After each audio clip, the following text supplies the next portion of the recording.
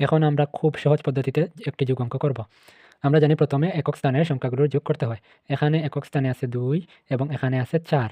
তাই যেকোনো একটি প্রথমে আমরা আঙ্গুলে নেব। এখানে যেহেতু ২ আছে এর জন্য দুটো আঙ্গুল, এবং এখানে যেহেতু ৪ আছে এরপর হতে আমরা গুনব, অর্থাৎ ৪ এর পরে হচ্ছে ৫, ৬। অর্থাৎ প্রথমটির যোগ হচ্ছে, অর্থাৎ একক স্থানের যোগ হচ্ছে ৬। পরে দশক স্থানে এখানে আছে ৮, আর এখানে যেহেতু শূন্য আছে এর জন্য কোনো কিছু নিতে হবে না। তাই ৮ আর ০ যোগ করলে আমরা এই ৮ পাবো। এবং এখানে শতক স্থানে আছে ২, এর জন্য আমরা দুটো আঙ্গুল নেব, এবং এখানে যেহেতু ৫ আছে এরপর হতে গুনব। ৫ এর পরে হচ্ছে ৬, ৭। এখন আমরা হাজার স্থানের সংখ্যাগুলো যোগ করব। এখানে আছে ৬ এবং এখানে আছে ১। তাহলে ছোটটা আমরা নিয়ে নেব, ১ নিলাম, এবং ৬ এর পরে গুনব, ৬ এর পর হচ্ছে ৭।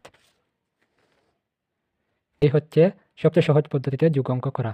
এভাবে আপনারা আপনাদের শিশুদের শেখাতে পারেন।